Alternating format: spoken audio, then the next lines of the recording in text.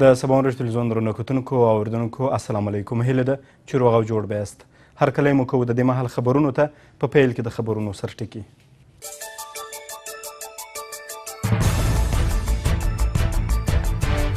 په ګرشک ولسوالۍ کې د ولسي وګړو همکاري له امنیتي ځواکونو سره زیاته سوې.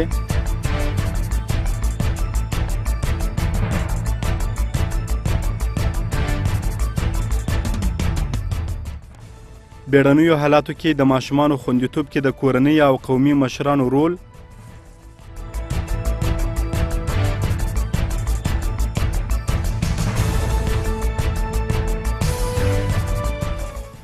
او د کامل ستوري علمي سیالیو وروستی پړاو ازموینه واخیستل سوه.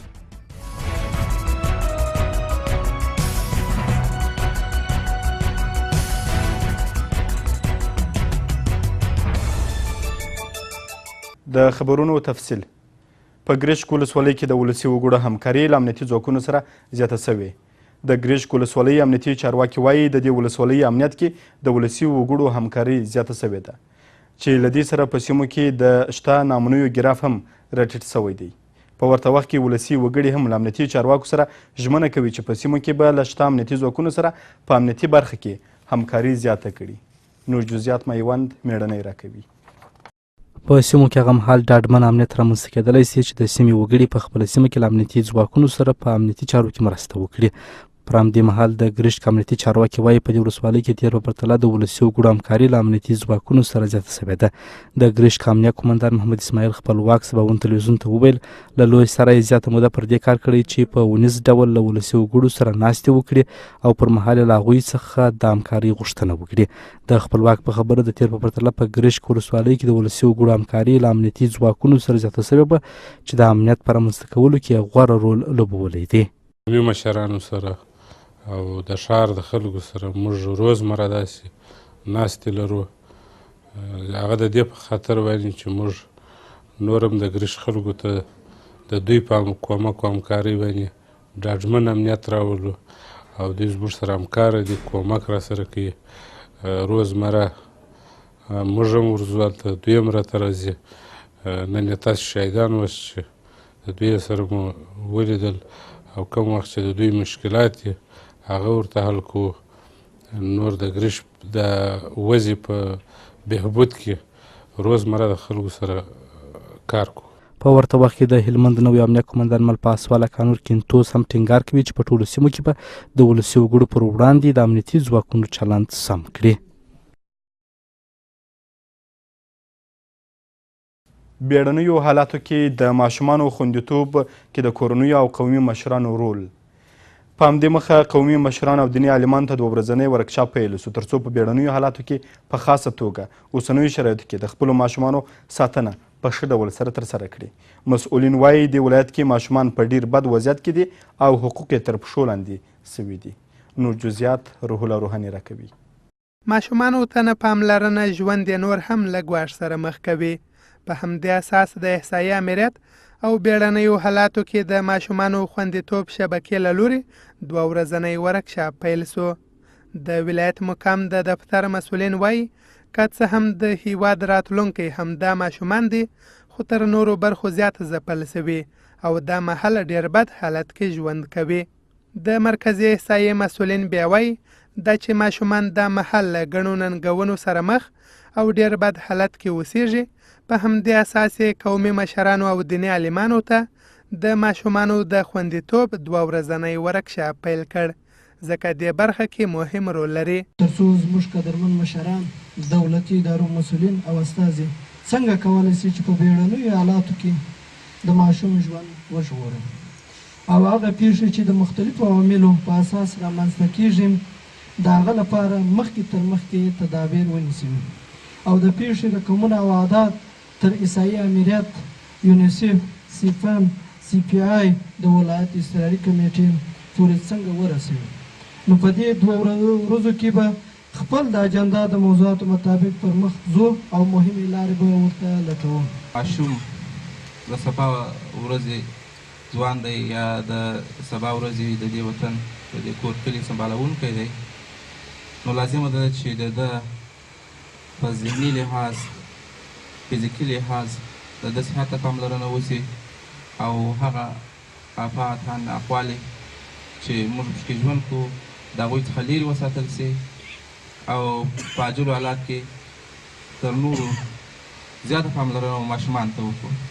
د ټولنیزو چارو مسؤلینو وویل کورنۍ، ټولنه او حکومت د ماشومانو ساتنه کې مکلف دي، خو له دې سره سره بیا هم پر وړاندې ګڼې ستونزې دي چې له امله یې سلګونه ماشومان په شاکه کارونو بوخت دي. د ماشومانو د خوندیتوب شبکې مسؤلین بیا وایي د ماشومانو پر وړاندې زیاتې ستونزې دي چې ورته د نه لاسرسي له امله تر دې دمه پاتې دي، خو ژمنه کوي دې برخه کې هلې ځلې پیل کړي، هڅه کوي د دغه ستونزو مخه ونیسي. د ماشوم په روزنه کې درې عمده فکټوره چې ډېر رول لري، هغه لکه کورنۍ، هغه لکه ټولنه، هغه لکه حکومت. خو د کورنۍ رول تر ټولو ډېر دی. کورنۍ باید تر اوسه پورې هڅه وکړي چې خپل ماشوم ته د زده کړې زمینه برابره کړي، د تفریح زمینه برابره کړي او هغه سره په کورنۍ کې ښه سلوک وکړي. آینده کشور باید بر مبنای تعلیم و تربیه درست، بر مبنای صحت درست، روان درست باشد. تا وقتی ما میتونیم یک آینده خوب داشته باشیم، یک کشور انکشاف یافته و پیشرفته داشته باشیم که او نسلی که امروز تربیت میافه، نسلی که امروز ما رویشان کار بکنیم صحیح و سالم باشد. روغتیايي مسؤلینو بیا پر مسؤلو چارواکو په نیوکې سره وویل تر دې دمه د بې سرپرسته ماشومانو ساتلو لپاره امکاناتو برابرولو کې پاتې راغلي، نو ځکه ډېری یې په شاکه یا غیر قانوني کړنو لاس پورې کوي. خو قومي مشران بیا وایي خپل مسؤلیت به په سم ډول ادا کړي، دا چې ماشومان د یو لړ ستونزو سره مخ دي، د ستونزو پر حل به دوی کار وکړي. د ټولو سپینږیرو مشرانو کلیوالو حق دا دی چې د خپلو اطفالو د هغه ناخوالو راپورونو ځان سره ویشته کړي او هغه مربوطه څانګې ته د دې شبکې د محافظت ورته ورکړي چې هغه د هغو د علاج په شکل کمک وکړي. بلکې په ټولو ولسوالیو کې باید خپل ادرس، خپل فعالیتونه، خپل اجراءات او توانمندي دا باید مشخص کړي چې په کوم ساعت موږ کولی شو چې د خلکو سره کمک شو. زما په نظر په ورکشاپ کې مفید نقاط دغه دی، یوازې د 15 کسانو یا 10 کسانو د ټرینینګ په ورکولو سره موږ ټول ماشومان ته ژغورنه نسو ورکولی. اما آګاهي عامه دی چې خلکو ته نجات ورکوي. اما دغه موږ څه چې څه چې زده کوو په دغه ورکشاپ کې دغه انتقال حتی خپل د فامیل سره انتقال کو، حتی خپل د خپلوان سره کې انتقال کو، که رسمي بڼه ولري که ونه لري، که اجتماعي بڼه ولري، که په مساجدو کې دا باید تبلیغ شي. یوازې مرکز لښکرګاه کې شاوخوا 1200 ماشومان د مهال په شاکه کارونو بوخت دي چې له دې جملې یوازې 200 شاوخوا یې د اړتیا له مخې دي، خو په ټوله کې دغه شمیره د ولسوالیو په کچه لوړه او په زرګونه ماشومان د مهال زده کړې او نور اسانتیاو لري او ډېر بد حالت کې ژوند کوي. د کامل ستوري علمي سیالیو وروستی پړاو ازموینه واخیستل سوه. د کامل ستوري تر نوم لاندې د علمي سیالیو دا دوهم کال دی چې نن ورځ یې د وروستي پړاو ازموینه واخیستل سوه. مسؤلین یې ژمنه کوي چې راتلونکو کلونو کې به هم دوام ورکوي. دغه سیالۍ تیر کال هم ترسره سوې وې چې د پوهنې په ډګر کې ښې پایلې درلودلې وې او پر زده کړې اغېزناکه پروسه بلل سوې ده. نور جزئیات روح الله روحاني راکوي. کامل ستوري علمي سیالۍ د پوهنې په ډګر کې ښه پایلې خپلې کړې چې په مټ یې د زرګونه زده کوونکو ترمنځ علمي سیالۍ ترسره سوې.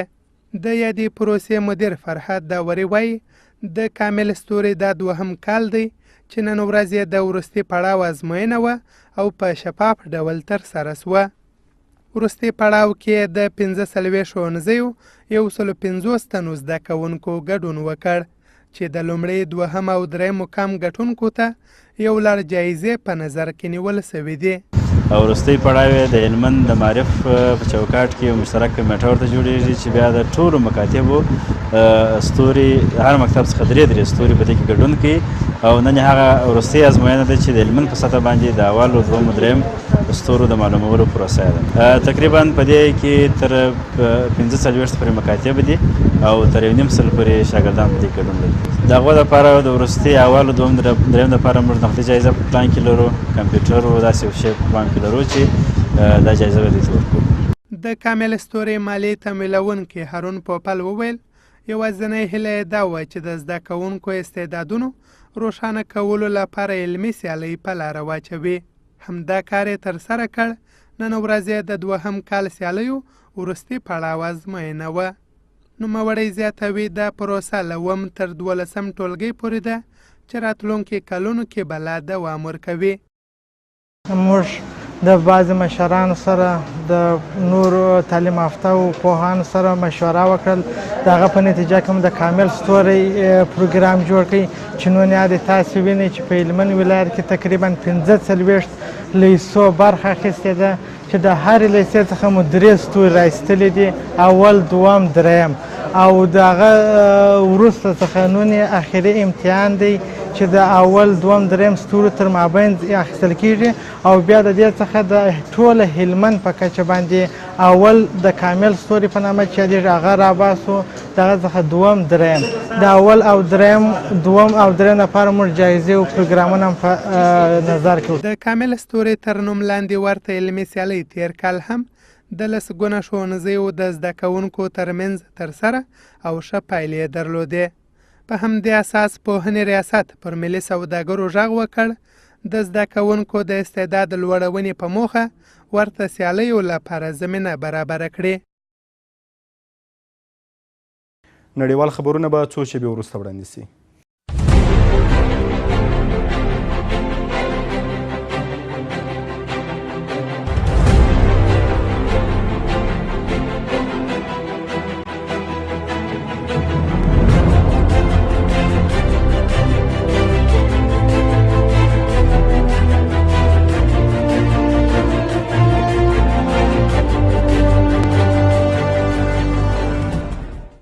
د نړیوالو خبرونو تفصیل. اولانډ وایي د فلسطینیانو د سولې کنفرانس ځنډول سوی. د فرانسې ولسمشر وایي هغه نړیوال کنفرانس چې هدف یې د فلسطینیانو د سولې د خبرو بیا پیلول دي ځنډول سوی دی. فرانس هولانډ نن وویل دغه کنفرانس چې ټاکل سوی د می پر 10 پرانیستل سي د دوبي تر وروستیو پورې ځنډول سوی ځکه چې د امریکا د بهرنیو چارو وزیر جان کیری نسو کولی پکې ګډون وکړي.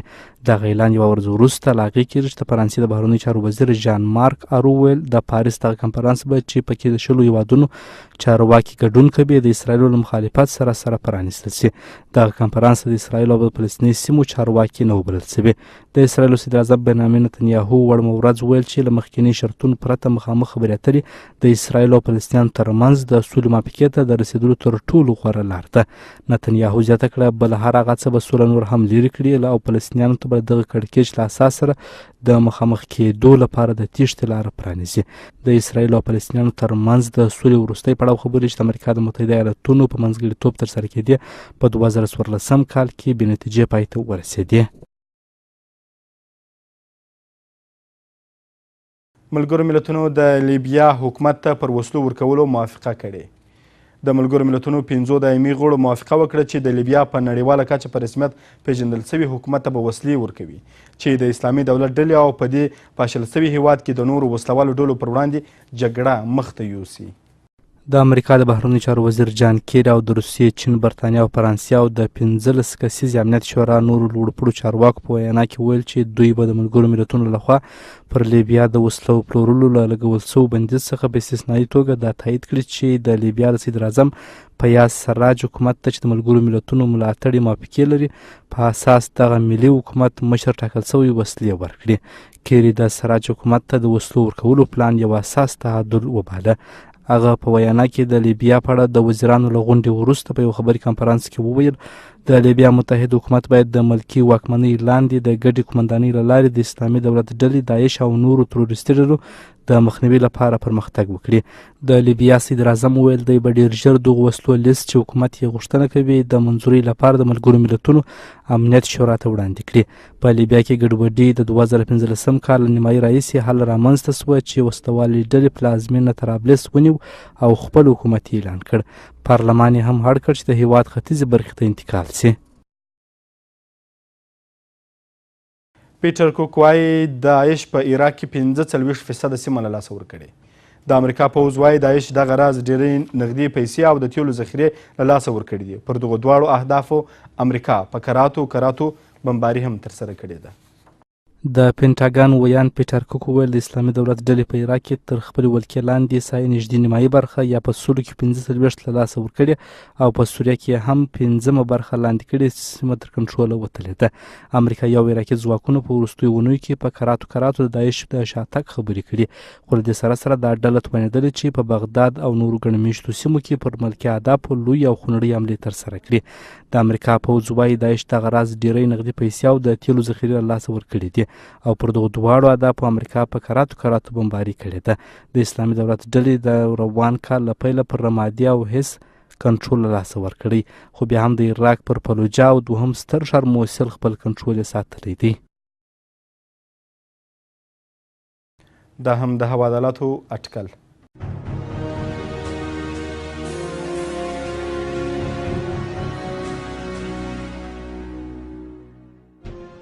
کابل اسمان ځای ورځ د تودوخې لوړه درجه 11 ټیټه 14. هلمند لمر د تودوخې لوړه درجه 21 ټیټه 25. کندهار لمر د تودوخې لوړه درجه 40 ټیټه 23. فراه لمر د تودوخې لوړه درجه 42 ټیټه 24.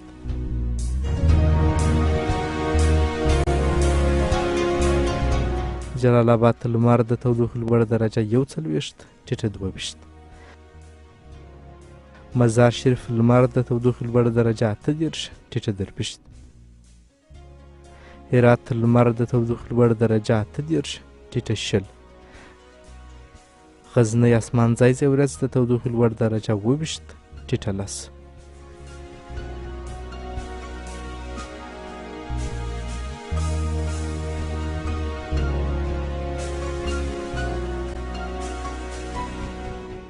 په وروستیو کې یو ځل بیا د خبرونو سرټکي.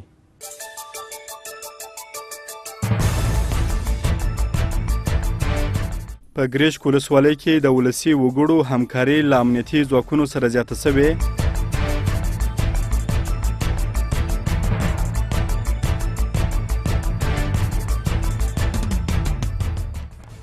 بیړنیو حالاتو کې د ماشومانو خوندیتوب کې د کورنۍ او قومي مشرانو رول.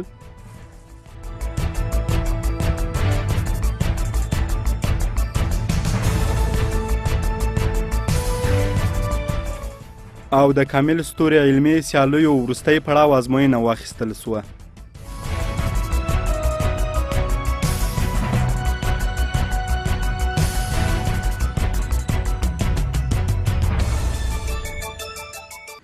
د دې مهال خبرونه مو پای ته ورسېدل. تر بیا ښې چارې پر مهربان خدای مو سپارو.